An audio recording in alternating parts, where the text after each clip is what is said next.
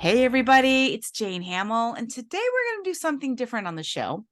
We are going to do a coaching session with an entrepreneur, a badass entrepreneur who runs a clothing line and has got some questions. And I know you guys have probably similar questions. So My name is Ange, and I own Ange Hill, which is a sustainable women's fashion line here in Canada.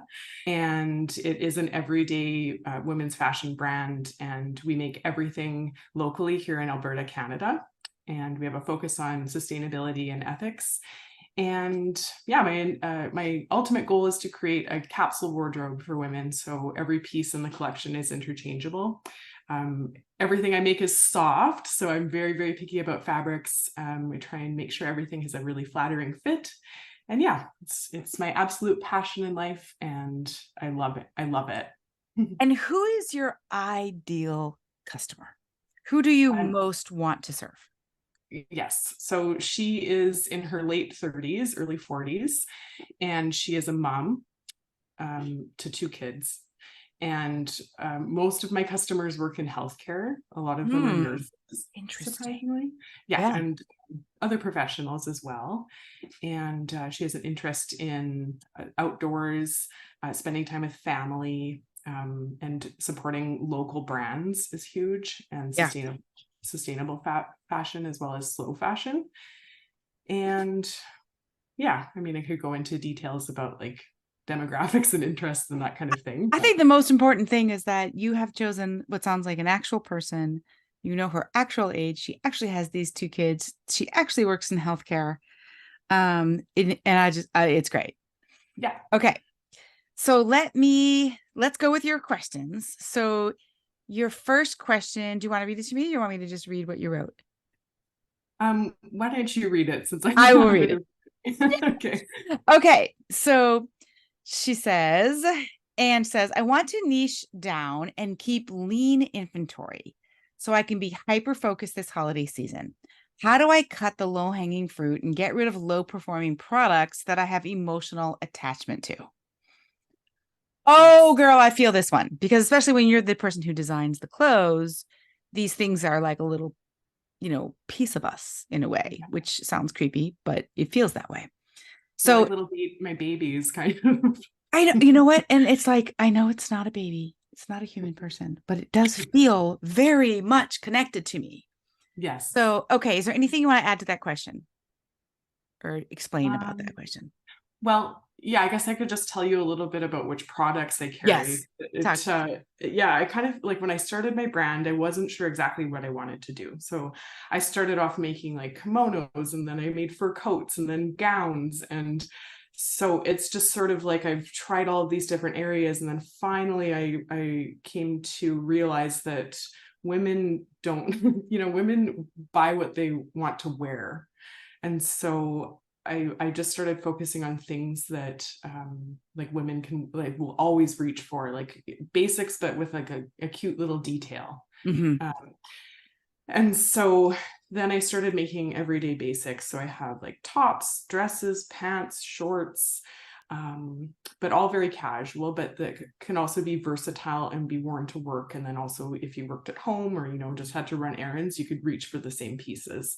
Yeah. Then I had my son 2 years ago, and I couldn't find any cute clothes for him. So I made a kids line as well. So then I figured, well, my ideal customer is a mom, so she can do her shopping for herself and then also buy something for her kids. But then it just felt like I'm just being stretched in so many different directions. Mhm. So actually, a couple days ago, I made the tough decision to cut the kids line just because to be honest, the profit margin dollars are not there, Yeah. and I just to run two Instagram accounts, it was just too much. So And I um, love it that I have a baby, which is like a whole new job. And yeah. I'm going to start a second business in addition to my current business. Like, I get it. Trust me. I started doing baby blankets after I had kids, but it's like, what the actual hell are we thinking? Yeah. Like two businesses, really? But it makes perfect sense at the time, right? Yeah.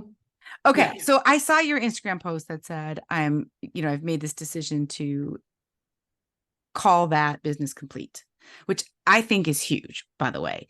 And Yeah. I'm sure it's a huge feeling, lots of mixed emotions for that. Yeah. Yeah. I wasn't expecting the response I got from it. A lot of people reached out and said they were sad and like, and then it made me sad. And it also kind of marks like the end of my like my son is not a baby anymore too. So there is like that emotional tie to it. But Yeah. yeah, I do think that it's huge and it feels like the right move and like a Mhm. step in the right direction for sure to like niche down. Okay. So your question, how do I get lean with my inventory and hyper focused? Um, is that for the children's, for the women's, for both? What do you mean? Well, because I've already cut the kids line, that takes care Yes. of that. So now, yes. So now my next phase of niching would be, do I want to focus on just sweaters? Right, Being right, in right. Canada, sweaters sell huge. You can wear them year round. And I definitely know that like most of my customers, I've done a little bit of market research. Most of them are like, yeah, I always reach for your sweaters and tops. Yeah. Yeah. Okay. With pants too. And then some people are like, oh, I like dresses. So I'm like, well, I don't know. Do I just focus on one thing or can I continue to do all the things? This is a really good question. If you were to rank your products by profit margin, which product categories have the highest profit margin? Well, I could do it backwards for you Yeah. because pretty much all of my products, I aim for a 75% profit margin. Okay. So the sweaters and tops are definitely there. Okay. The ones that are not there are my shorts. Okay. They're like a paper bag short and they were terrible. So for profit anyway, they're nice shorts, but yeah. So I know that the shorts are not there for me. People just aren't wanting to spend $300 on a pair of shorts. Right. I make a lot of my products are like a little bit more on the simple side. So like joggers have a good profit margin still. And my wide leg pants that are kind of like a mix between a jogger and a dress pant Okay. have a good profit margin too. Yeah, but they So just don't sell as quickly as the tops and sweaters do. wait, say which ones don't sell as quickly as the wide leg pants? The the pants don't sell as quickly as the tops and sweaters. And do you feel like you need to have the pants in order to sell the sweaters? Do people buy them as sets? Some people do buy them as sets, but not not for the most part. Okay. Yeah. Yeah. Okay. I'm just going to give you a story that may help you get an idea of what's best for you. So when we knew we wanted to have a baby back in the day, I was running a business doing all the things, selling shorts and pants and tops and dresses. And I was designing all this stuff. And it was exhausting. I would go to market to fabrics and I'd be like, well, do you have this for outerwear? And do you have this for an evening dress? And do you have this? I was sourcing all the things, doing all the things. Like you said in the beginning, you were doing fur coats and this, whatever. I did that for a long time. I had a retail store in addition to the wholesale line. So in the retail store, you really can sell all the things. Mhm. And then I got super sick of it, but used to it. And that was just the way I ran the business. So then, like, what do you cut? Right where you are. Yeah. So I knew we were going to try to have a baby. I really wanted to build a family. And I was like, this cannot go on. So when I knew the baby was coming, I decided to do something kind of radical. And I looked hard. I acted like a business person and I something radical. And I looked hard at the numbers and I was like, where are the margins? Number one. Number two, what is the PIA factor for all of these different products? The pain in the arse factor. So let's say you can sell the crap out of wide leg pants, but the people who do it are the people who are always complaining, or they return a lot, or they don't buy other things. They're only pants people, or it's a very expensive thing for this type of customer who finds you for pants. So they're always looking for discount, like whatever. There's maybe the manufacturing for the pants is a nightmare. Maybe one of my product categories was like, not maybe, but maybe in my case, one of the types of dresses that we made had like beaded things on it. Really, really cool stuff, like teeny tiny stuff. And it kept breaking the needles and cost a lot. And the sewers were just really complaining. And my attitude had been like, well, I'm paying you to sew the stuff. So you break the needles and figure it out. And then eventually I was like, wouldn't my life just be easier if they weren't crabby all the time about this? And, like it just, I ranked the products by margin, by pain in the arse factor to produce, and pain in the arse factor to sell. So if you look at who is your ideal customer, an ideal means three things. They like what you have. They actually dig it. They think it's beautiful. Because some people like to have tons of money and they would be the right person, but they're just not into it. That's not their style. Fine. They like what you have. They have access to money. So maybe they don't have their own income right now, but they have a sugar daddy, or they have a trust fund, or they have saved money, like whatever. Okay. And they like what you have. They have access to money and they understand the value without too much convincing.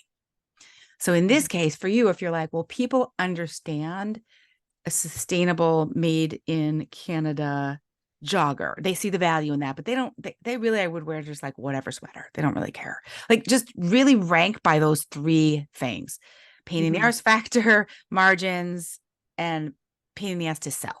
Okay. Manufacturing margins. Okay. And then look at it again and say, what would this look like if it was easy? And this is where we get to dream just a little bit and play. So you could say, gosh, I got this 2-year-old kid. I got this, I got that. If I woke up every day and for the next 12 months, I focused on joggers, this, sweaters, and pants, and that's it. And I got rid of the shorts. I got rid of this. And it doesn't mean like all of a sudden you make a big announcement like, we will never be selling shorts again. You just stop focusing on them. You don't have to do a big announcement or a big, like, we're changing our direction. You just do it. Right. And you just start focusing more on the things that are quote unquote easy and high margins. Because if you get known as a sweater company and sweaters go completely out of style for a few seasons and everybody wants a silk blouse, you want to be able to be like, yeah, we do that too. You can get known for your sweaters. You can get known for whatever, but just know that whatever you decide, it's like maybe a 12-month decision. It's not a lifetime thing. And this is probably where I really didn't understand this when I had my business. I was like, I'm either a dress company or a vest company. Oh. And I felt like it had to be all in one thing. And the fact is, you're known for your sweaters and you also sell joggers and blah, blah, blah. It's fine.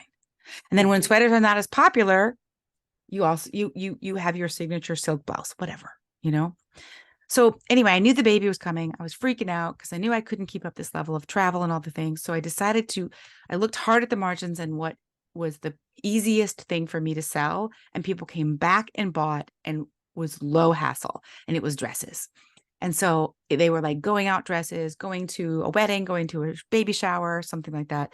So I looked at my collection that I carried in the store, and anything that was casual daytime wear, I stopped carrying in one day. I was like, you can no longer buy a sweater from me, like a everyday sweater. You can no longer buy cargo pants. You can no longer buy whatever. I just stopped buying those things. I stopped manufacturing these things. And when you walked in the door, it really looked like a place that you go to get something to go out for dinner. And so people came in the store. So meanwhile, I go on maternity leave. I'm like, all right, well, that was easy. Now if I go shop for fabric and I'm sourcing fabrics, I'm only looking at a certain category of fabric. I'm only looking at a certain price point. Like everything was so much easier, right? I could go a little bit deeper in this style. I could go deeper into the styles and into the fabrications instead of just going so broad with all the different styles. So I got better pricing, whatever. And the people came in to shop and they were like, well, where's your sweaters? Where's your pants? Don't you have any corduroys? And they were not happy. Okay. In our view. So I wasn't there, but the girls who worked with me, they were freaked out. And so they were like, oh my God, everybody's so upset because they can't buy anything casual here. And I was like, oh, shit. And I was so overwhelmed. And within like 6 months, I kind of backtracked and started adding back the other things. But by the end of the year, I looked at my numbers, and I was so much more profitable when I was just selling the going out wear, and I Mhm. had more cash left over. Yeah. So it wasn't like I actually had more money, even though my sales were lower. Yes, sales did Mhm. go down, which freaked everybody out. Plus, the people on the floor had to listen to all the bullshit complaining, Mhm. which sounds terrible, but it's really tough when you're the one. Like, I didn't have to listen to it. I'm just looking at the numbers, being like, everything's fine. What are you talking about? But if you're the one listening to it all day, you can get really affected. Mhm. So the fact was, yeah, we sold 20, 25% less, but I made more actual cash in the bank. And why would I care? Yeah. Yeah, that's all that matters, really. But I didn't have the wherewithal. I think I was too sleep deprived and just scared, honestly, that I knee jerked back too quickly till I had really studied the data and decided that this was working. And then it Mhm. all worked out fine. It was fine. But yeah, so I'm in favor of niching down. Mhm. And I would consider just doing it without making any big announcements or any like, this is what I am now, and just kind of making it clear what you are now by what you show and focus on and talk about. Right. Yeah, actually, you just saying that is kind of making me think that I already am niche down to a certain extent. Like I could maybe take out some of my really fitted dresses because those Yeah. don't seem to sell as well because they're moms and they're wanting things that are loose and comfy but still look good. Mm-hmm. Um, and yeah, kind of like I'm using the same fabric for a lot of my pieces. Like it translates from sweaters to tops to pants. So I'm like, well, that works. And all of those pieces are selling. And if I'm not having to like, source all of these different fabrics and I can like it actually sounds to me like I just need to cut a few products maybe and Just cut a few products. Yes, yeah. do it. I would almost guarantee you that it's almost like your garden. You're like, oh my God, everything's so beautiful. And then somebody comes in and trims things back, and you're like, you're going to kill it. And then all of a sudden the garden just, oh my God, the things that are left just bloom. And Mhm. you can go deeper in them. You can run ad spend on them because you're going to have that in stock more often. I would really, but just rank them by the three things. Make sure they check all those boxes, not just sales. So if Okay. you say, well, I know I can sell a crap ton of these, but they kind of ruin your day because the people who buy them are a pain in the ass, or getting it manufactured is always a huge hassle. That's worth looking into, not just your margins. Okay. Just because I something already sells know well doesn't mean it needs to be something that you sell. I already have 3 products written down that are going. Boom. Boom. And then ask yourself this question. This is for everybody. What would this look like if it was easy? What would this look like if it was easy? If a week from now I woke up and I focused on these things only, that would be easy. Why don't I just Mhm. build a business like that? Mhm. Yeah. Okay, then how do you get rid of those? Let's say you have shorts left over, you have stuff left over. Yeah. I'm just going to give you two options for that to move inventory. Okay. For some of these things, you may still have an emotional attachment to, maybe not as much as the kids' clothes because like your kid, but I have noticed, and I had a big conversation in a coaching call last week with somebody who has inventory from 2018 still, and every time she walks by the spare bedroom that has it in there, she feels like shit, and it's good, beautiful stuff.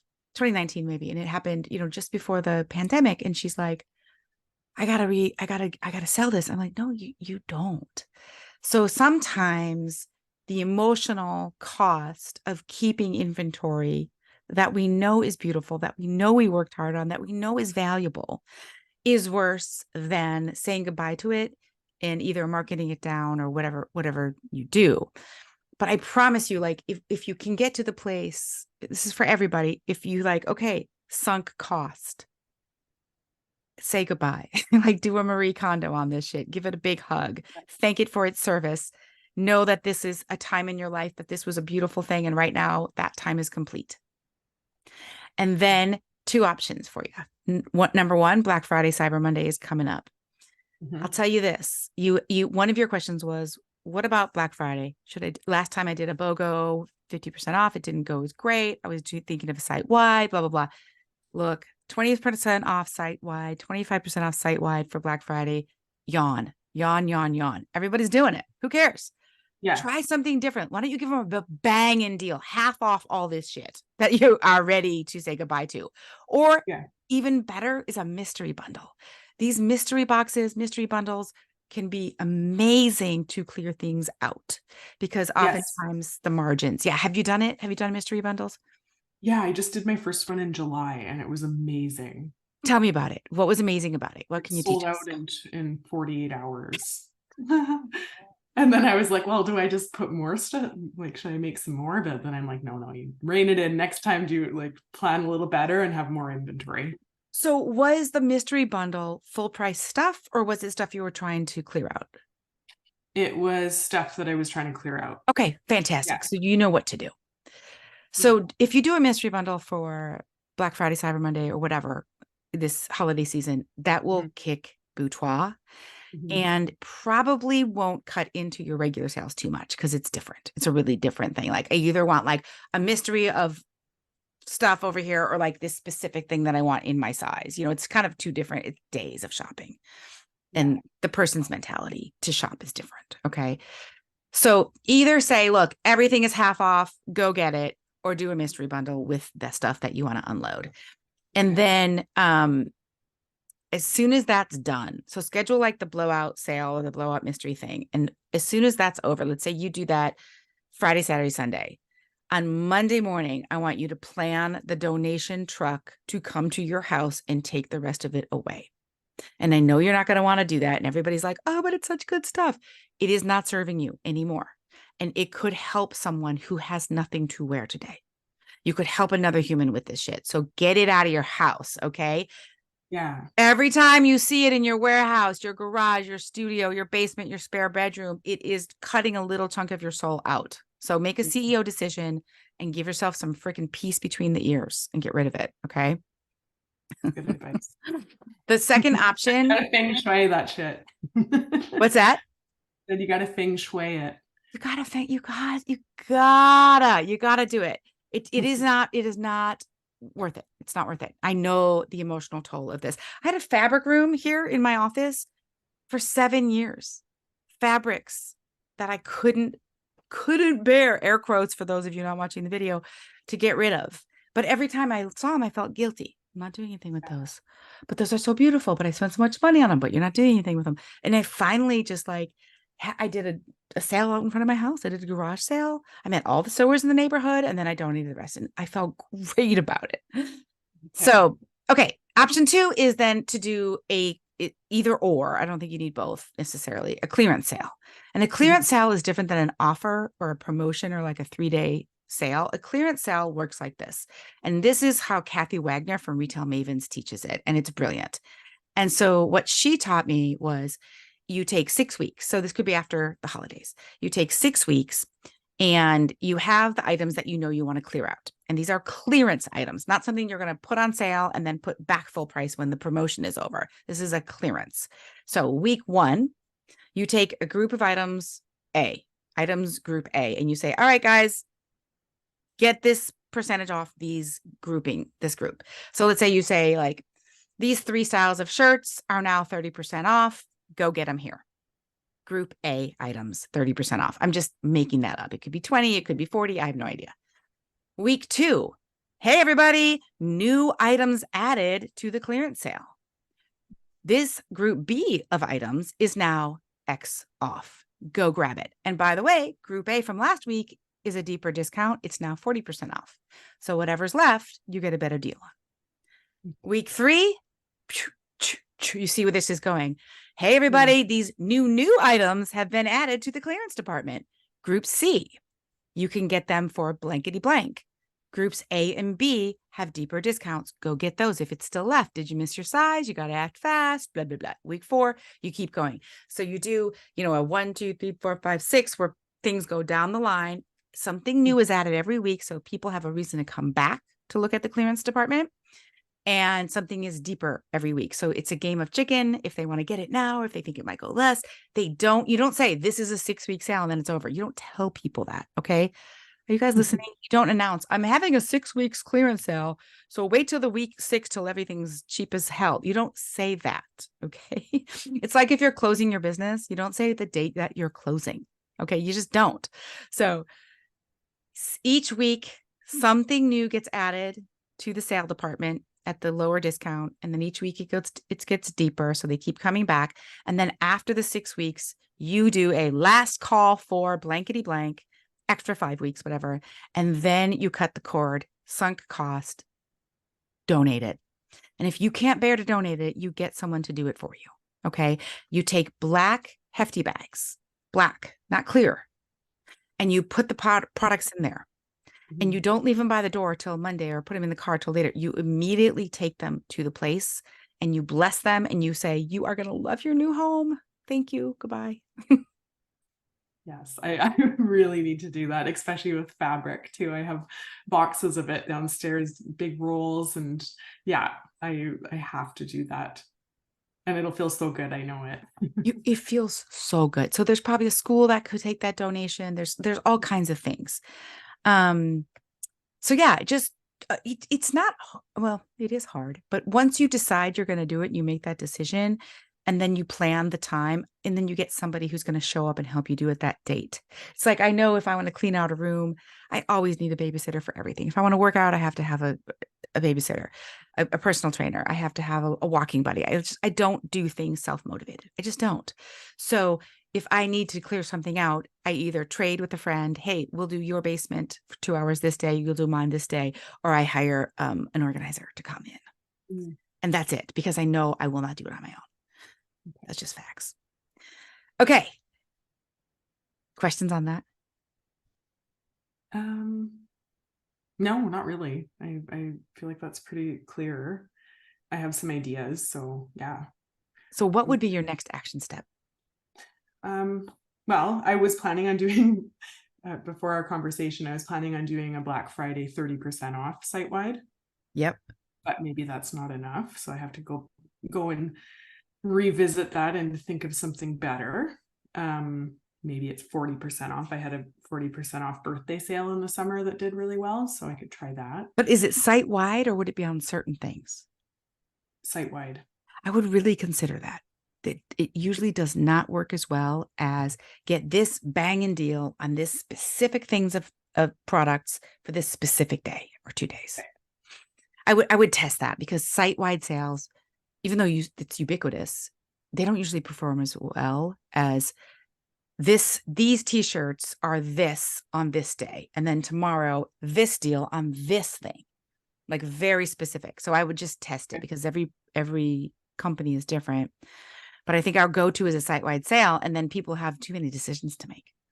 Actually, I heard this on a podcast the other day. I can't remember the podcast, but they were saying, like, to test the offers, like 5 days leading up to Black Friday, have people on your VIP list, like all of your email subscribers basically, and test with them a different offer each day. And then whichever one performs the best, then use that one for your Black Friday weekend.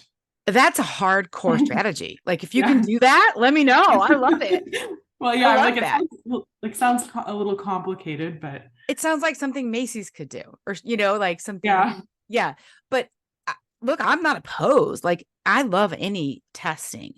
But I have a client who she does a customer appreciation day about 2 weeks before Black Friday, and she says, "Look, I'm not going to be doing Black Friday. I'm a small business. I like to chill with my fam.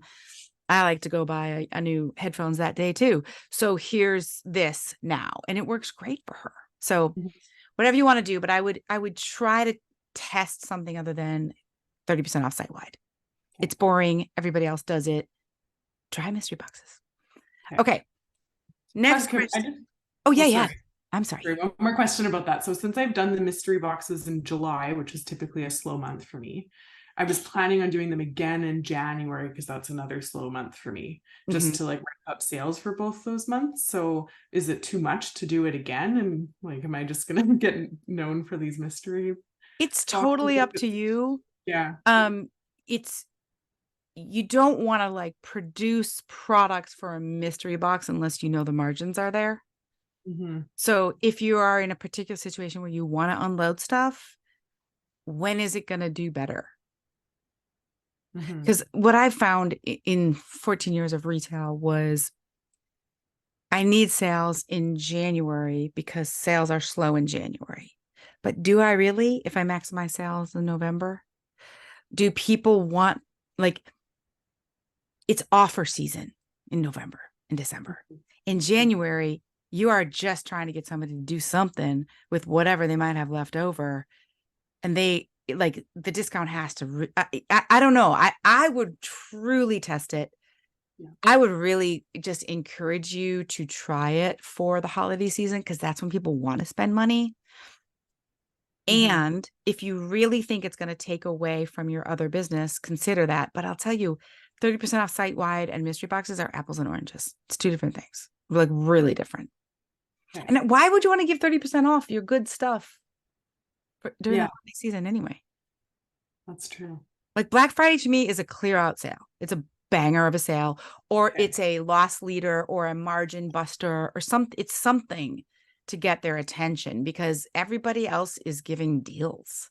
And if you go in there with like, this is our new collection, and since it's new, we wouldn't do anything more than 22% off. Like, fuck that. Nobody, I'm like, this is Black Friday.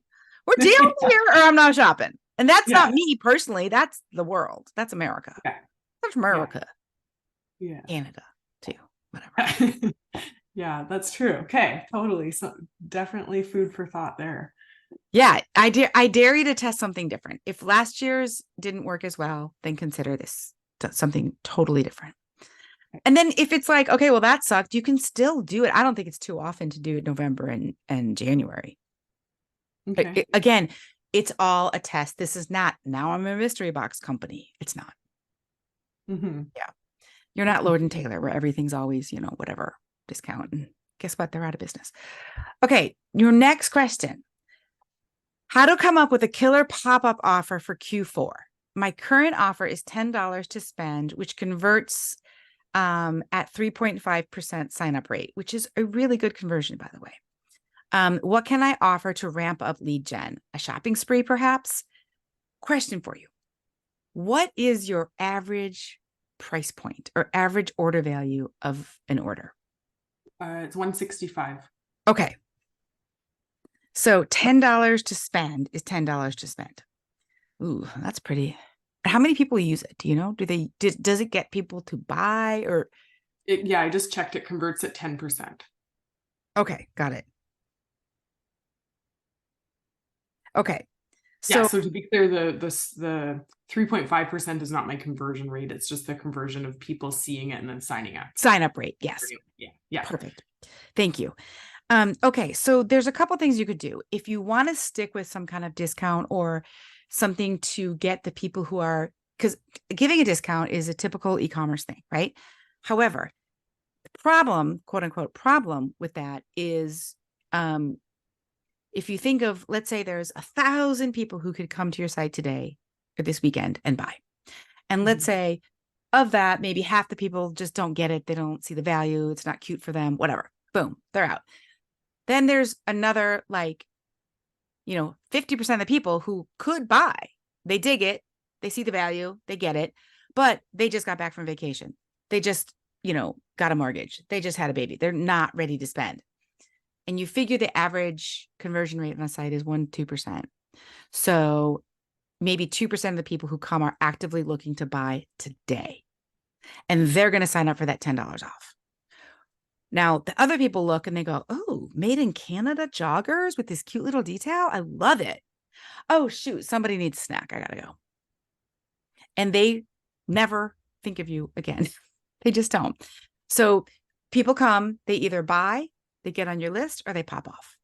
The only people who are going to get on your list is people who are ready to buy. So what about that other 48% of people? What about the other 480 people that come and would buy soon, probably even, maybe in the next few months, but not today? Do you have any way to capture their information? Yes, I have my regular pop-up that's for new visitors.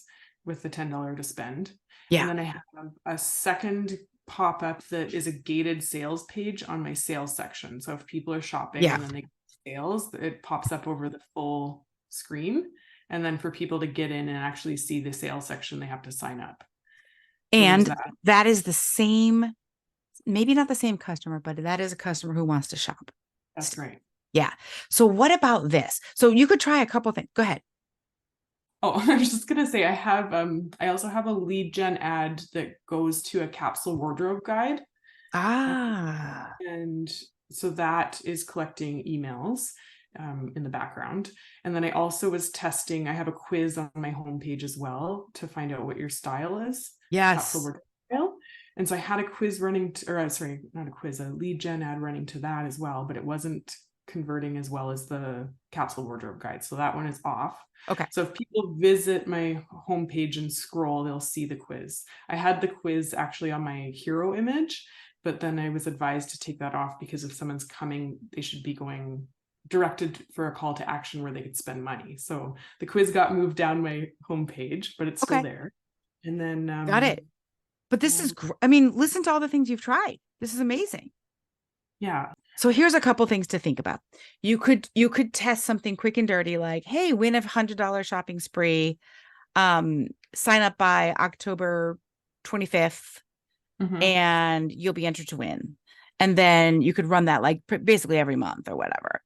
And then you could also do whatever, like any of those shopping spree kind of things is great. What's really, really working well right now, however, and I would test is we need product testers. Hey, we have a new style of jogger coming out. Want to be a product tester? And so you set up a landing page called angehill.com/product tester, whatever. And you say, want free joggers?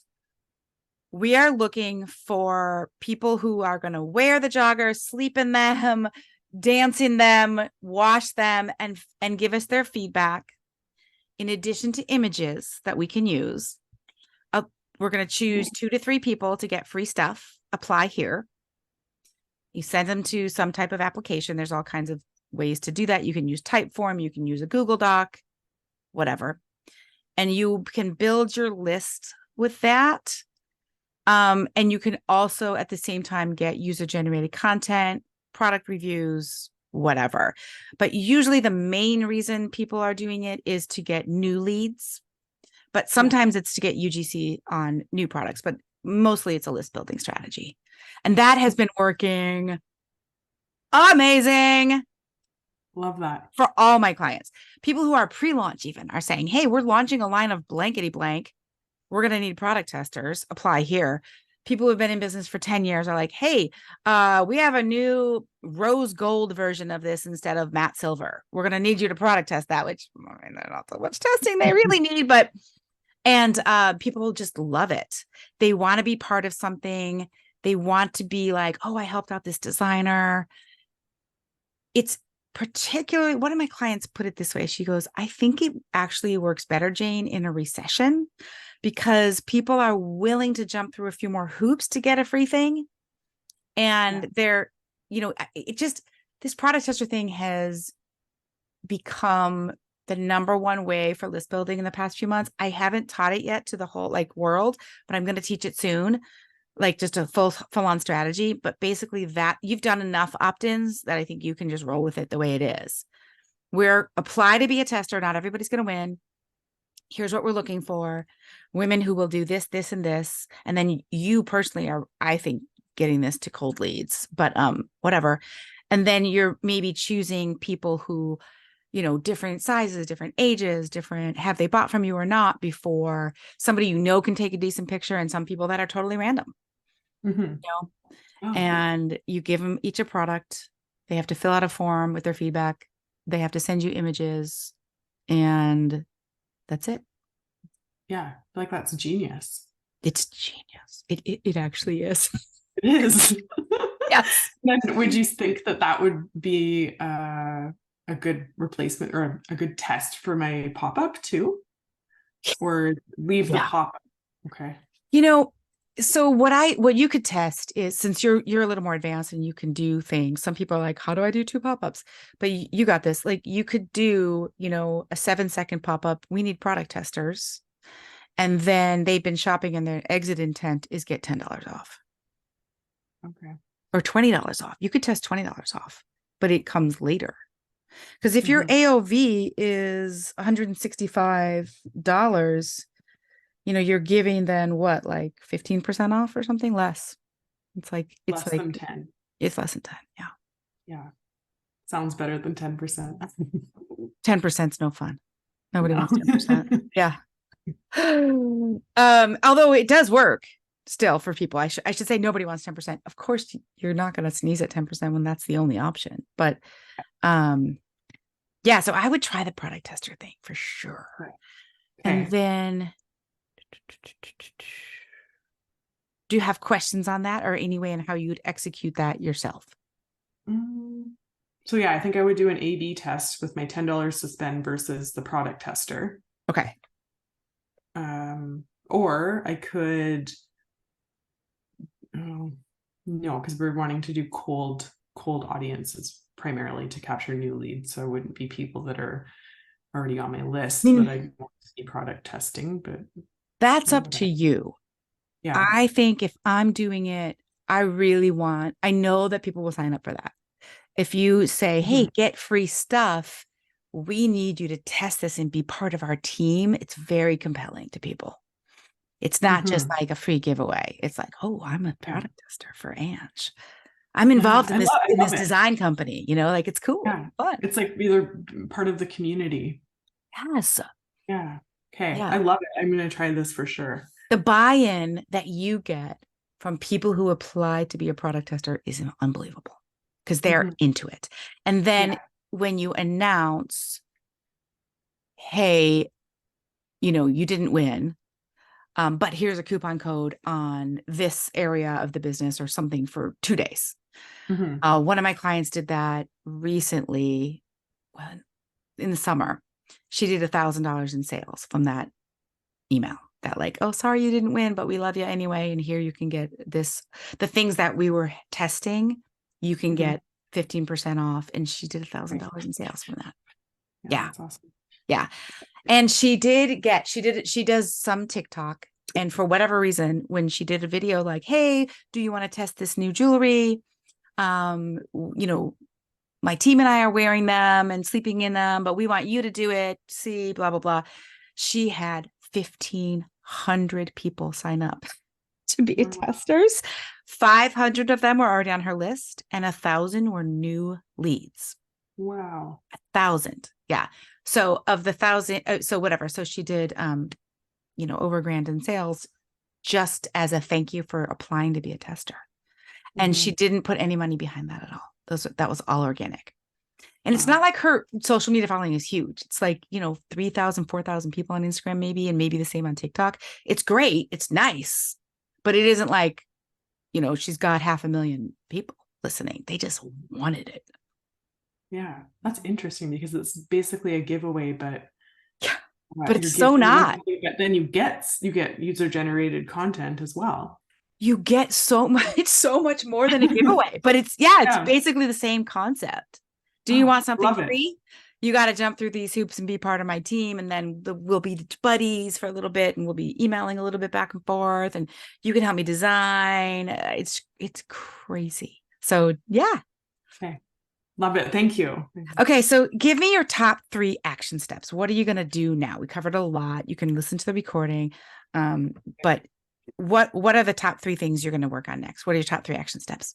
Well, definitely the product tester. Great. As a pop-up and something else too. I'll figure out something. And then I'm going to get rid of the 3 products that I have listed that are a PIA and also have poor profit margins. Great. And I am going to consider doing mystery boxes for Black Friday. Fantastic. Yeah, I think that you're right. It's like, I can't compete with a big box store and give 70% off site-wide or something, so no. And that's not really exciting. It just would cheapen the brand, I think. So Yeah, that's exciting. And also I'm going to donate my fabric and my extra stock from a few years ago. That Yeah. is amazing. And Yeah. what a lovely thing to do for the world and for the other people who are sewing. Yeah. And actually, I have a close relationship with a consignment boutique that's just a minute down the road. And she said she would take all of my extra stock. Let's So, go. Let's so go. I could still make a little bit of money on it. Why not? Yeah. All right, everybody. Angela, thank you so much for getting coached today. I really had so much fun with you.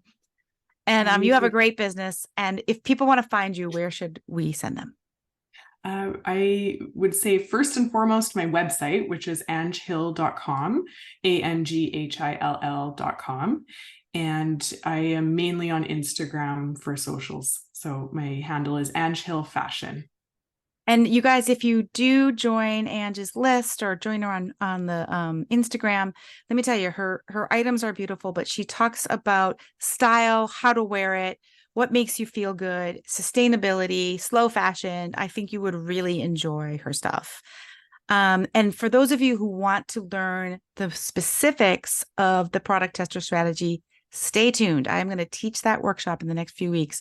I'm putting that out on the universe that I am going to do that live. It will be paid. It won't be a free thing. It'll be a workshop, but it won't be too expensive. It'll be a quick and dirty workshop.